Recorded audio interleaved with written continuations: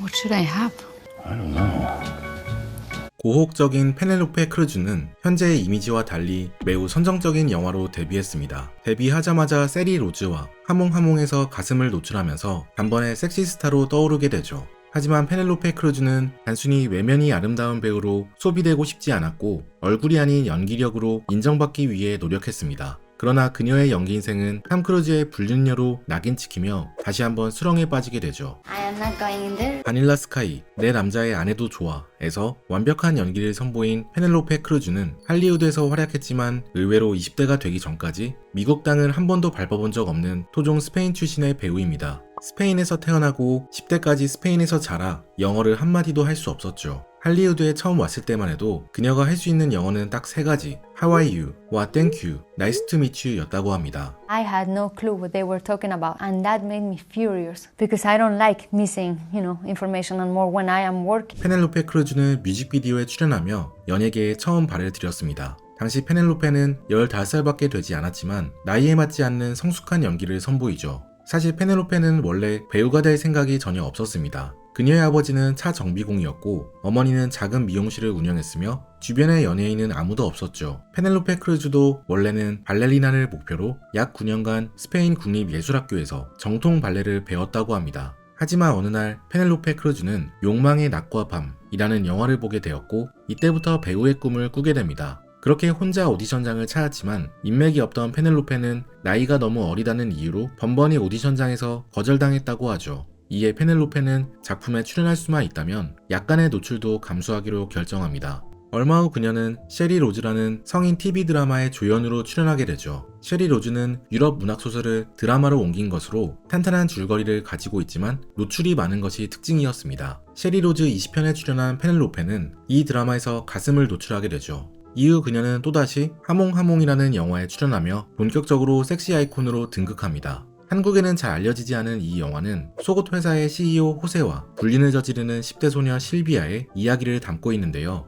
페넬로페 크루즈가 연기한 실비아는 얼마 후 호세의 아이를 임신하게 되지만 호세의 어머니는 아들이 별 볼 일 없는 여자와 결혼하는 것을 반대하는 흔한 아침 드라마의 내용을 담고 있죠. 호세의 어머니는 둘 사이를 떼놓기 위해 라울이라는 남자를 고용해 실비아를 유혹해달라고 부탁합니다. 이 영화 또한 꽤 도발적인 수위로 페넬로페는 이번에도 상반신을 전라로 노출하였습니다. 애초에 영화는 제목에서부터 성적인 의미를 담고 있었는데 하몽은 스페인어로 햄을 뜻하는 단어로 영화에서는 페넬로페가 연기한 실비아의 가슴이 햄맛이 난다는 것을 상징하죠. 의외로 이 영화는 작품성을 인정받아 베니스 국제영화제에서 감독상을 수상합니다. 또 관객들에게 반응이 좋아 스페인에서 1위를 차지한 것은 물론 해외에도 수출이 되어 페넬로페 크루즈를 스타로 만들었죠. 사실 당시까지만 해도 영화 제작 시 어린 여배우들의 인권이 존중받지 못하는 상황이 많았습니다. 계획되지 않은 노출 장면을 갑자기 반강제적으로 찍게 되거나 스토리 전개와 전혀 상관없이 노출을 위한 노출을 하게 되는 경우도 많았죠.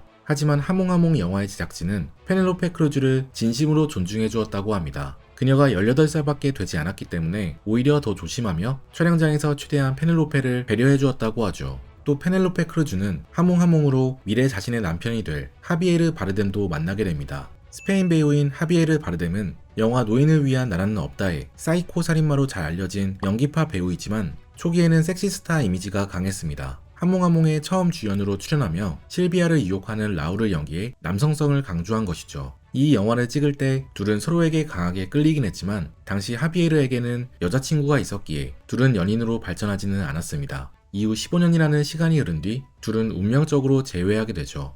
하몽하몽을 찍은 이듬해 페넬로페 크루즈는 섹시 아이콘과는 정반대의 역할을 연기하게 됩니다. 이번에는 벨 에포크라는 영화에서 처녀 역할을 맡은 것이죠. 사실 하몽하몽의 성공 이후 페넬로페는 일부러 조금이라도 야한 장면이 있는 영화에는 출연하지 않았다고 합니다. 이미지 탈피를 위해 앞으로는 성적인 역할은 절대 안 할 거야 못 박은 것은 아니었지만 나중에 멋진 영화에 출연하고 싶었던 그녀의 바람과 달리 계속 노출이 심한 대본만 들어오는 상황이 꿈과 멀어지는 기분이 들었던 것이죠. 이후 그녀는 오픈 유어 아이즈라는 영화의 주연으로 출연하며 인생이 180도 달라지게 됩니다. 이 영화가 얼마 뒤 할리우드에서 바닐라 스카이라는 제목으로 리메이크 되면서 페넬로페 크루즈는 다시 한번 주인공으로 캐스팅된 것이죠. 페넬로페는 이 영화를 통해 상대 배우인 탐 크루즈를 처음 알게 되었고 얼마 뒤 둘은 교제를 시작했습니다. 문제는 탐 크루즈가 영화를 찍을 당시 니콜 키드먼과 결혼한 상태였다는 것인데요. 탐 크루즈는 니콜 키드먼과 이혼 이후 페넬로페와 교제를 시작했다고 선을 그었지만 일부 언론에서는 탐 크루즈가 페넬로페와의 불륜으로 니콜과 헤어졌다는 기사를 내기 시작했고, 페넬로페 크루즈는 사람들에게 가정 파괴범, 내연녀라는 낙인이 찍혀 한 번 붙은 꼬리표는 쉽사리 떨어지지 않았습니다. 사람들은 페넬로페 크루즈가 탐 크루즈에도 만족하지 못하는 것 같다며 또 다른 사람과 바람피는 것이 아니냐는 소문이 이어졌죠. 심지어 한 잡지사에서는 페넬로페 크루즈의 불륜 증거를 찾았다는 가짜 기사까지 실었습니다. 기사는 페넬로페 크루즈가 가족들에게 보내는 편지에 자신의 불륜을 인정하는 내용이 적혀 있었다고 했습니다. 편지에는 다른 스페인 남자 배우와 바람핀 것이 톰 크루즈에게 들켜 결혼이 미뤄지게 되었어 라는 구체적인 내용을 보도했죠. 하지만 이 모든 내용은 잡지사의 거짓말이었습니다. 애초에 잡지사에서는 페넬로페 크루즈의 편지를 발견한 적이 없었죠. 페넬로페는 잡지사를 향해 소송을 걸었고, 당연히 소송은 페넬로페의 승리로 끝이 났습니다. 그녀는 잡지사에게 피해 보상금을 받는 대신 3가지 조건을 요구했습니다. 소송 비용을 물어줄 것, 사과 기사를 실을 것, 그리고 마지막으로 자기가 지정한 재단에 페넬로페의 이름으로 기부해 줄 것. 그녀는 자신을 욕한 언론에 더러운 돈을 받아내는 것보다 차라리 사회에 되돌려주는 것을 선택한 것이죠. 페넬로페와 탐 크루즈는 이후 3년의 연애 끝에 헤어지게 됩니다. 둘의 깨진 이유는 정확히 밝혀지지 않았지만 많은 사람들은 이번에도 탐 크루즈의 종교 때문이 아니냐고 추측했죠. 많이 알려져 있다시피 탐 크루즈는 사이언톨로지라는 종교의 독실한 신자입니다. 반대로 페넬로페 크루즈는 어렸을 때는 천주교를 믿었고 점차 자라면서 불교 신자가 되었죠. 그녀는 어렸을 때부터 자기가 믿는 종교만이 정답이라며 타인에게 종교를 강요하는 것이 이해가 가지 않았다고 합니다. 하지만 불교는 다른 종교도 인정해주는 모습에 자연스레 끌리게 되었다고 하죠. 반대로 탐 크루즈에게는 사이언톨로지만이 정답이었습니다. 그는 사이언톨로지의 교주 데이비드 미스케비지를 맹목적으로 신뢰했는데 어느 날 데이비드가 페넬로페에 대해 안 좋게 이야기하는 것을 듣게 되었다고 합니다. 데이비드는 페넬로페가 불교에서 사이언톨로지로 개종할 생각이 전혀 없자 그녀를 못마땅하게 여긴 것이죠. 교주에 반대해 탐 크루즈는 결국 페넬로페와 헤어졌고, 이후 데이비드는 애초에 사이언톨로지를 믿는 여자를 탐 크루즈와 이어주려는 계획을 세웁니다. 그래서 사이언톨로지를 믿는 여자들 중 여친 오디션을 주최하여 탐 크루즈에게 적절한 여자를 찾아주려 했죠. 이들은 수십 명의 여성 신도들을 오디션 본 끝에 나자닌 보니아디를 캐스팅하게 됩니다. 나자닌은 페넬로페처럼 갈색 머리에 몸집이 작은 배우였죠. 그녀는 모태신앙으로 그녀의 어머니도 사이언톨로지 신도였다고 합니다. 사이언톨로지의 간부들은 나자닌이 탐 크루즈에게 더 매력적으로 보이도록 교정기를 빼라, 머리 스타일을 바꾸라는 등 다양한 조언을 했다고 합니다. 이후 탐 크루즈는 나자닌과 사귀게 되지만 얼마 안 있어 나자닌이 종교적으로 큰 실수를 저지르며 탐 크루즈와 점차 멀어지게 되죠. 영국인이었던 나자닌이 미국 영어가 익숙하지 않아 교주 데이비드의 말을 잘 못 알아듣고 죄송합니다 라고 말한 것입니다. 데이비드는 이를 개인적인 비난으로 받아들였고, 탐 크루즈 또한 데이비드를 화나게 한 것에 크게 분노했다고 하는데요.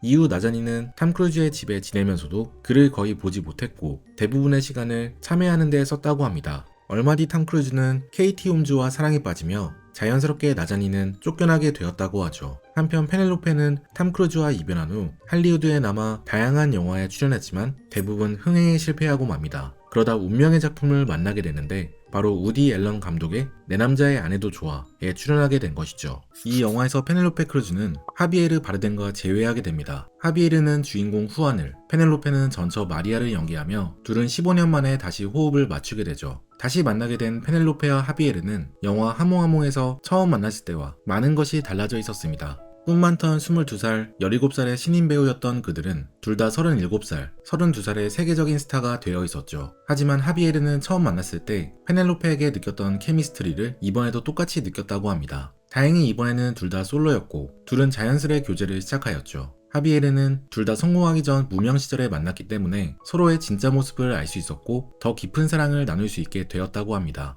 탑스타로서의 모습이 아니라 평범한 인간이었던 페넬로페와 하비에르의 모습으로 교감했던 시절이 그들을 더 강하게 연결시켜준 것이죠. 내 남자의 아내도 좋아해서 정신이 불안한 마리아를 완벽하게 소화해낸 페넬로페는 이 영화로 아카데미 시상식에서 여우 조연상도 수상하게 됩니다.